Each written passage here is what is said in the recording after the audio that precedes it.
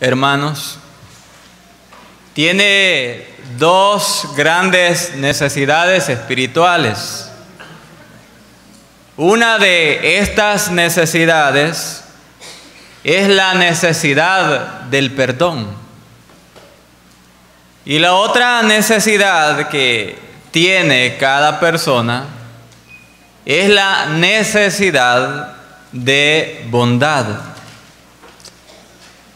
Dios escuchó ese primer grito en demanda de ayuda por parte del hombre, suplicando perdón, y su respuesta fue el Calvario. Allí en ese monte murió el unigénito Hijo de Dios para hacer posible el perdón de nuestros pecados. Pero Dios también escuchó nuestro segundo clamor, ese clamor que pide bondad, que pide un cambio en nuestro corazón. Y la respuesta a esa súplica fue Pentecostés, cuando Dios envió al Espíritu Santo, de modo que cuando el pecador cree en Cristo, habite en él y su corazón pueda ser transformado y llenado de sincera y real bondad. En esta mañana el tema que quiero que meditemos juntos se titula así: el Espíritu Santo. ¿Quién es y qué hace en el no creyente? Busquen en su Biblia el Evangelio de Juan, capítulo 14. Leeremos el versículo 15, 16 y 17. Después leeremos el capítulo 16, del versículo número 7 hasta el 11.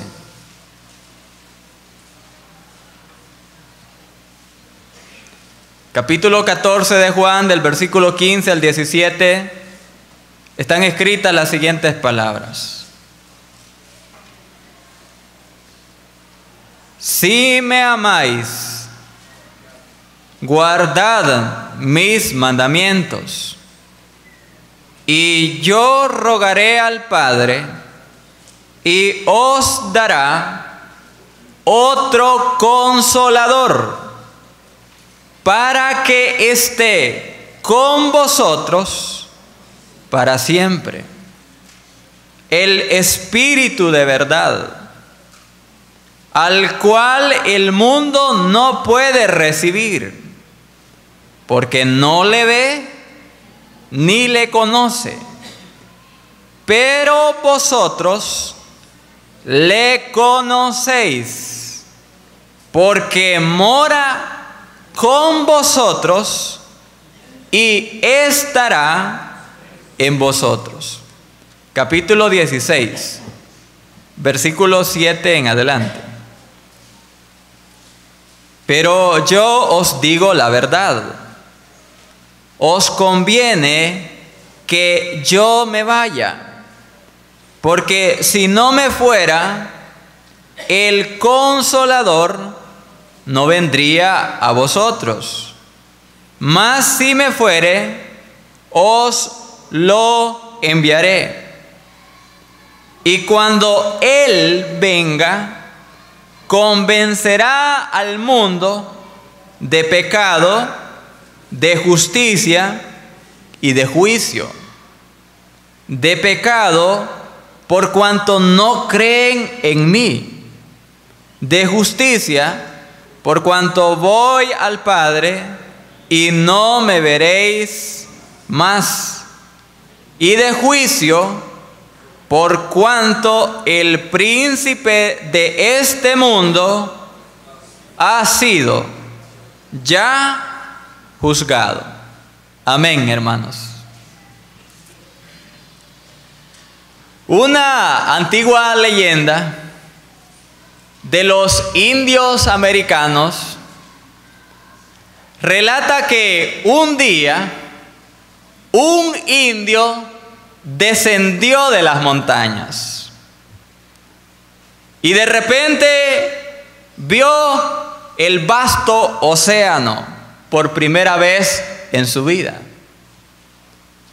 Asombrado ante aquella escena, ese indio pidió una jarra. Se la dieron y él se metió al agua y empezó a llenarla. Despertando la curiosidad de unas personas que estaban cerca, le preguntaron por qué hacía eso. Él contestó: arriba en las montañas, la gente de mi pueblo jamás ha visto este gran lago. Le llevaré esta jarra llena de agua para que vean cómo es. Hermanos, en esta mañana yo trataré de hacer algo que es un tanto difícil. La doctrina del Espíritu Santo es aún más inmensa que el océano, pero trataré de mostrarles un poco quién es Él y lo que puede hacer en la vida de aquella persona que no conoce a Cristo como su Salvador personal. En esta mañana vamos a responder entonces a dos preguntas. Y de antemano digo que voy a hacer cita de varios pasajes en la Biblia. Y le suplico que usted se concentre. Si no logra hallar el versículo, el hermano de proyección estará listo a ponerlo. En primer lugar, ¿quién es el Espíritu Santo? La Biblia enseña que el Espíritu Santo es una persona. Jesús, cuando se refirió al Espíritu Santo, en el capítulo 14, 15 y 16 de este Evangelio, hablaba del Espíritu Santo como de una persona. No hablaba de una cosa, ni tampoco de una fuerza, sino de una persona. Miren el versículo 26 en el capítulo 14. Le llama Él, lo identifica con una persona. Dice el versículo: más el Consolador, el Espíritu Santo. No habla de eso. No habla de una fuerza, no habla de una influencia, habla de alguien definido, una persona, el Espíritu Santo. Hermanos, cuando una persona se refiere al Espíritu como una cosa, o como una influencia, o como una fuerza, es porque esta persona no ha recibido la correcta instrucción sobre quién es el Espíritu Santo. ¿Qué define a una persona? ¿Qué cualidades debe reunir alguien para considerársele una persona? Pues tres son las cualidades básicas: intelecto, emociones y voluntad. Y en la Biblia estas cualidades las posee la persona del Espíritu Santo. Posee, por ejemplo, intelecto. 1 Corintios capítulo 2, versículo 10 y 11, dice lo siguiente. Pablo está hablando de la revelación que Dios nos ha dado.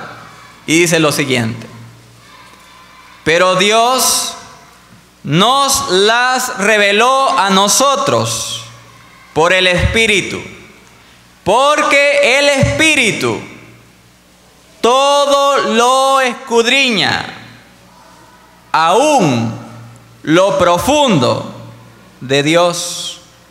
Porque ¿quién de los hombres sabe las cosas del hombre, sino el espíritu del hombre que está en él.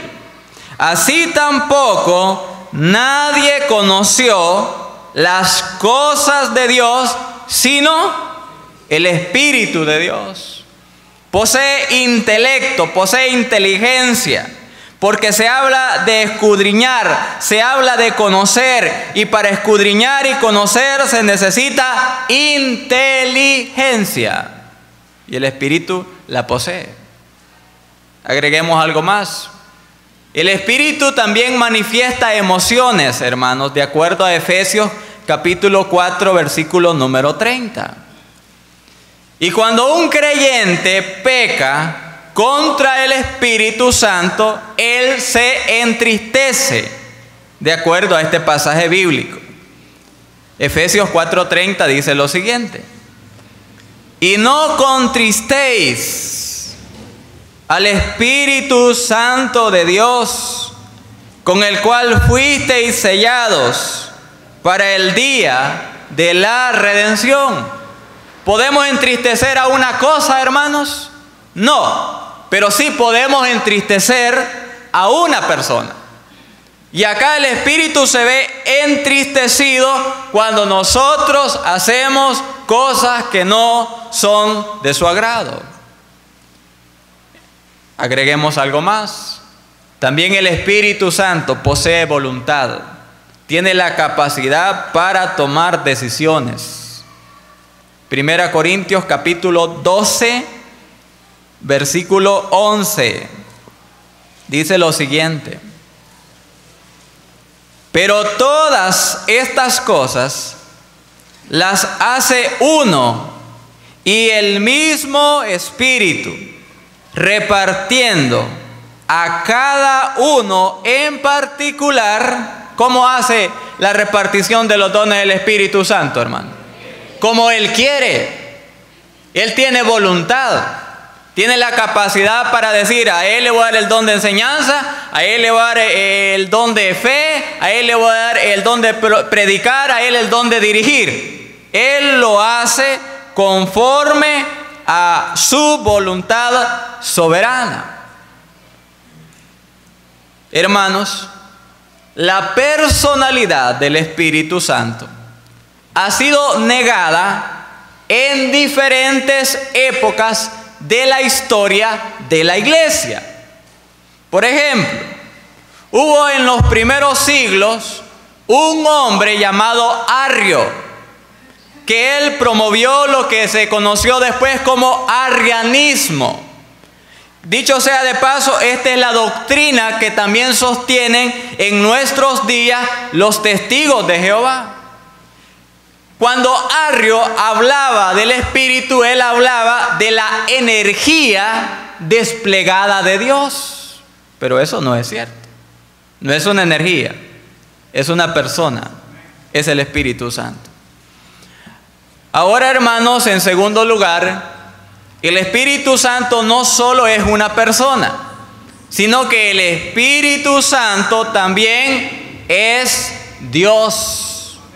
Ahora, vamos al Evangelio de Juan nuevamente, capítulo número 14.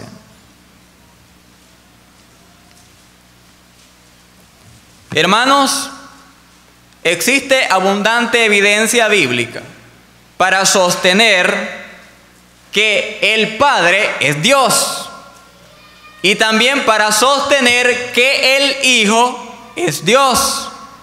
Pero a veces al Espíritu Santo no suele entenderse, y a veces se entiende que Él es inferior al Padre y al Hijo, pero eso no lo permite la Biblia. Vean por ejemplo el capítulo 14, versículo número 16. Dice lo siguiente: y yo rogaré al Padre, y presten atención a esta frase, y os dará, ¿qué dijo Jesús? Otro consolador. Ahora fíjense, Jesús está indicando allí que se considera un consolador, Él, pero que enviaría a otro igual que Él, porque es la idea de la palabra otro de la misma clase, de la misma categoría, Es decir, que el Hijo consideraba al Espíritu Santo que estaba en la misma categoría de Dios. Agreguemos unas cositas más. Hay atributos que distinguen a Dios de cualquier otro ser creado. Por ejemplo, Dios lo sabe todo. Él es omnisciente. Conoce el pasado, el presente, el futuro. Conoce cada cosa, conoce cada corazón. Conoce cada cosa habida y por haber en todo este universo. Él es omnisciente. También el Espíritu Santo lo es. ¿Se recuerdan ustedes que en el pasaje de 1 Corintios 2 dice que el Espíritu todo lo escudriña, aún lo profundo de Dios? Aún lo profundo de Dios lo conoce el Espíritu. La pregunta es, ¿quién puede conocer lo profundo de Dios? Solamente Dios. Y porque el Espíritu lo conoce, Él es omnisciente y es Dios. Pero también Él es omnipresente. Está en todo lugar. Salmo 139. Versículo número 7. Dice lo siguiente. El salmista se pregunta, ¿a dónde me iré de tu espíritu? ¿Y a dónde huiré de tu presencia? Si subiere a los cielos, allí estás tú. Y si en el Seol hiciere mi estrado, abajo, mira, he aquí, allí tú estás. Si tomare las alas del alba y habitar en el extremo del mar, aún allí me guiará tu mano y me asirá tu diestra. El Espíritu Santo está presente en todo lugar al mismo tiempo. Y solo Dios puede tener tal cualidad, tal atributo, como dicen otros, tal perfección. También el Espíritu, hermano, no solo lo sabe todo y está en todo lugar, sino que también lo puede todo. Lucas 1:35 dice lo siguiente. Evangelio según San Lucas, capítulo 1, versículo 35. Cuando Dios se hizo hombre en la persona de Jesús, fue engendrado por el Todopoderoso. Veamos qué dice Lucas 1:35. Respondiendo el ángel le dijo, el Espíritu Santo vendrá sobre ti y el poder del Altísimo te cubrirá con su sombra, por lo cual también el santo ser que nacerá será llamado Hijo de Dios. Vean allí, hermano, que se hace notar que el responsable del engendramiento virginal de Jesucristo en el vientre de María fue el Espíritu Santo. ¿Quién tiene el poder para hacer tal milagro? El Espíritu, porque Él es Dios. Él todo lo puede, hermanos. Él todo lo puede. Y también en la Escritura el Espíritu es eterno, de acuerdo a Hebreos 9:14. Dice la Escritura lo siguiente. Hebreos 9:14, leo para usted. Cuanto más la sangre de Cristo, el cual ¿mediante quién? Mediante el Espíritu eterno, se ofreció a sí mismo sin mancha a Dios, limpiará vuestras conciencias de obras muertas para que sirváis al Dios vivo. Se le llama allí Espíritu eterno, porque solo Él es eterno y solo Dios puede poseer tal atributo. Vamos a ilustrar la deidad del Espíritu Santo con un relato bíblico. ¿Cómo sabemos que Él es Dios? Bueno, aparte de lo que hemos dicho, ¿Se recuerdan ustedes que habían en la primera iglesia, allá en Jerusalén, hermanos pobres? Y los hermanos habían dispuesto voluntariamente vender sus propiedades para ayudar a los necesitados. En todo ese proceso hubo una pareja de esposos que se animó a vender una propiedad y se proponía entregar el dinero a los apóstoles para que repartieran de acuerdo a la necesidad de la gente. ¿Cómo se llamaban? Ananías y Zafira. Entonces ellos vendieron la propiedad, pero ya cuando vieron las fichas en la mano, no, dijeron, aquí hicimos mal, solo vamos a entregar una parte y vamos a retener otra parte para nosotros. Y se van donde Pedro, y primero llegó Ananías y le dice el apóstol Pedro, ¿en cuánto es cierto que vendiste tu propiedad en tanto? Sí, le dijo, pero estaba mintiendo. Entonces le dijo Pedro, mira, no has mentido a los hombres, sino que has mentido a Dios. Y allí él le hizo entender que le había mentido al Espíritu Santo cuando uno lee con atención el pasaje. Porque mentirle al Espíritu es mentirle a Dios mismo, mis hermanos. Entonces ya tenemos un punto doctrinal. ¿Quién es el Espíritu Santo? Es una persona y al mismo tiempo es Dios. Si el Espíritu es una persona, entonces es alguien con quien podemos, hermanos, tener una relación personal. El Espíritu Santo es alguien a quien nosotros podemos conocer, en quien podemos confiar y a quien nuestro amor y nuestra obediencia debe dársele sin reservas, porque es una persona.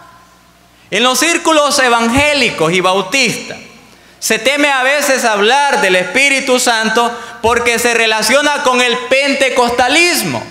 Pero la enseñanza bíblica es que es una persona, que es Dios, la tercera persona de la Trinidad, y podemos los creyentes tener una relación personal con el Espíritu Santo. Siendo que el Espíritu es Dios también, hermanos, se le debe a Él el mismo honor y la misma gloria que le damos a Dios el Padre y a Dios el Hijo.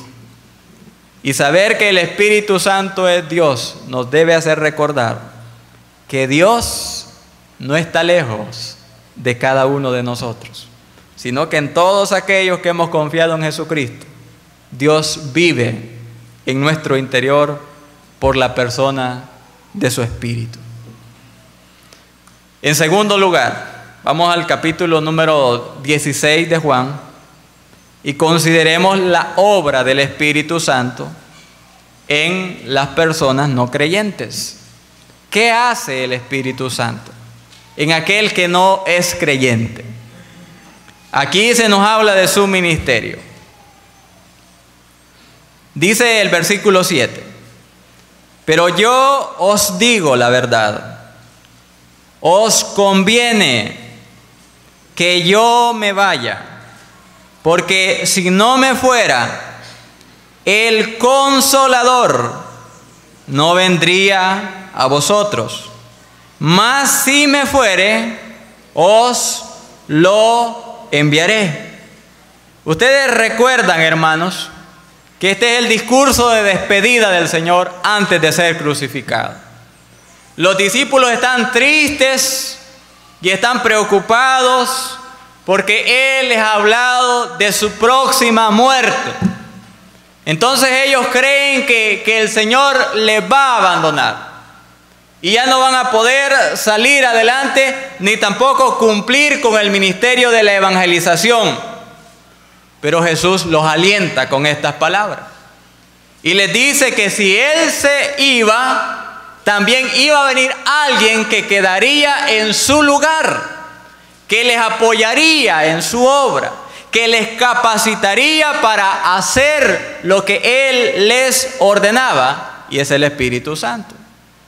Ahora es interesante que hermanos, es el único pasaje que habla de la obra del Espíritu Santo en la vida del no creyente, del ministerio del Espíritu Santo en la persona no creyente.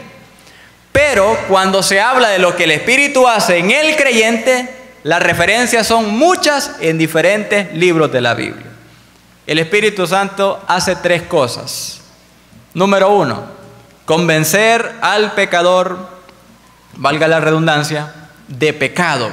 Versículo número 8. Y cuando Él venga, convencerá al mundo de pecado. Es la primera, hermano. Fíjense eso. Aquí se habla de que el Espíritu de Dios trabaja en el corazón de las amistades para convencerles de pecado. Pero ¿por qué no dice de pecados? Porque dice de pecado de forma individual, de forma singular. Adelante lo explica, versículo 9. De pecado por cuanto no creen en mí. Entonces el Espíritu Santo, cuando la gente es expuesta a la predicación de la palabra, a la predicación del Evangelio, el Espíritu Santo está cincelando el corazón de los amigos, el corazón de las amigas, para convencerles que hay un pecado que les condena, para convencerles que hay algo en sus vidas que los está arrastrando a la condenación del infierno. ¿Cuál es ese pecado? La incredulidad. La incredulidad es el pecado que finalmente condenará al ser humano. Vean estos pasajes conmigo. Juan 3:18. Juan capítulo 3, versículo 18. Mire cómo presenta Dios la salvación para un ser humano pecador. Dice la Biblia lo siguiente: el que en Él cree no es condenado, pero el que no cree ya ha sido condenado. ¿Cuál es la razón? Porque no ha creído en el nombre del unigénito Hijo de Dios. Es la incredulidad lo que el Espíritu Santo de Dios señala en el ser humano. Esa incredulidad que no le permite ver a Cristo como la solución para su pecado. Esa incredulidad que le hace confiar en su religión, en su moralidad, en sus buenas obras, en vez de Cristo. Entonces el Espíritu de Dios está llamando al pecador diciéndole: tienes que dejar la incredulidad. Mira cuántos años han pasado ya de tu vida y sigues incrédulo al mensaje del Evangelio.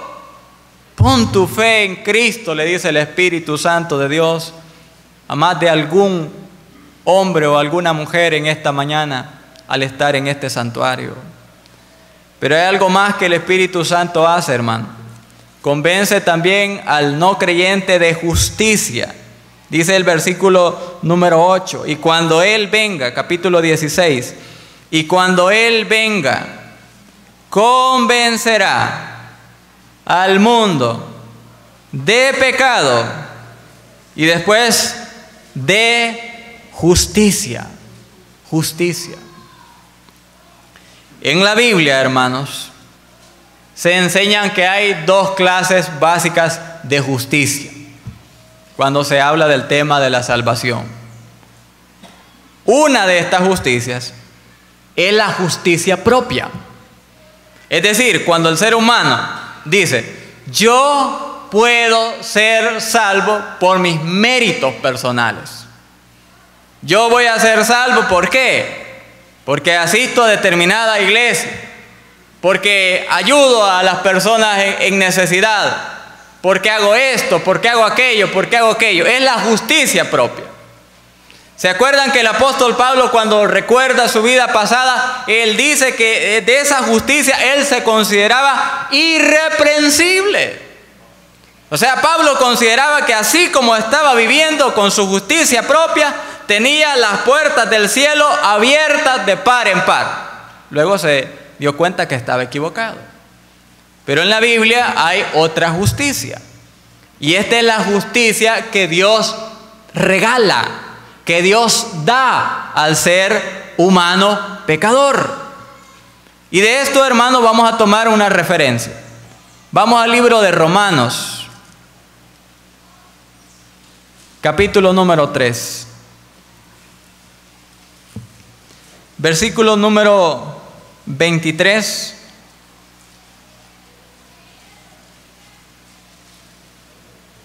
Y versículo número, vamos a leer desde el 21 mejor, del 21 hasta el 24. Notemos que hay una justicia que es un regalo de Dios para que el pecador pueda estar en buena relación con Él. Dice la Biblia, Romanos 3:21 en adelante. Pero ahora, aparte de la ley, se ha manifestado la justicia de Dios, testificada por la ley y por los profetas, la justicia de Dios por medio de la fe en Jesucristo, para todos, miren, para todos los que creen en Él, porque no hay diferencia, por cuanto todos pecaron y están destituidos de la gloria de Dios, siendo, otra vez el tema de justicia, siendo justificados gratuitamente. ¿Cuánto le va a costar la salvación al pecador? Nada. Gratuitamente por su gracia, mediante la redención que es en Cristo Jesús. Hermanos, amigos, Dios regala una justicia. Dios quiere dar una justicia. Esa palabra que significa estar correctamente vestido. ¿Y cómo es esta justicia recibida? Por la fe en Cristo. Cuando el hombre pecador quiere recibir la justicia de Dios, tiene que acercarse a Cristo por la fe, confiar en Él para su salvación personal. Ahora finalmente, el pasaje bíblico en Juan nos habla de otra obra del Espíritu en el no cristiano. Nos habla que Él le convence de juicio. Y la explicación está en el versículo número 11. Y de juicio, por cuanto el príncipe de este mundo ha sido ya juzgado. Hermanos, Satanás creyó haber vencido a Cristo cuando provocó que lo crucificaran. Mas él no sabía que esa acción iba a traer su más grande y definitiva derrota. Porque cuando Cristo murió, venció a Satanás. Cristo interrumpió el dominio de Satanás sobre cada ser humano. Y a través de la muerte de Cristo, ahora el pecador que pone su fe en el Señor es trasladado, dice la Biblia, de la potestad de las tinieblas al reino de su amado Hijo, el Señor Jesucristo. Entonces, amigos, Satanás ha vencido por Cristo. ¿Por qué entonces seguir a alguien que es un fracasado? Mas la Biblia enseña que Él ya está sentenciado y Él tendrá lugar en el lago de fuego, de acuerdo a Apocalipsis capítulo 20. Por eso el Espíritu Santo de Dios está trabajando en su corazón para convencerle que el juicio llevado a cabo en la cruz por Cristo dio por derrotado a Satanás. Y ahora usted tiene la oportunidad de poner su fe realmente en quien tiene la voluntad y el poder para salvarle, y es el Señor Jesucristo. Entonces vea usted que Dios no quiere que usted se pierda. Y por eso el Espíritu Santo trabaja. Por eso es que el Espíritu Santo está allí hablando a su corazón, a su vida, y usted siente una voz en su interior que le dice: es tiempo de entregar tu vida al Señor. Si usted está oyendo esa voz en esta mañana, amigo, entréguele su vida a Cristo, porque Él ha venido para convencerlo de su pecado de incredulidad.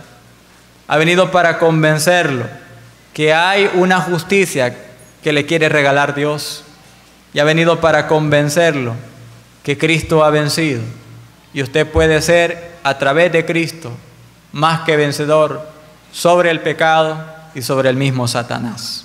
Vamos a orar en esta mañana. Bendito Dios, te damos gracias por la palabra que nos has permitido estudiar esta mañana. Señor, este es un tema bíblico que a veces pasa desapercibido o ignorado en los círculos cristianos.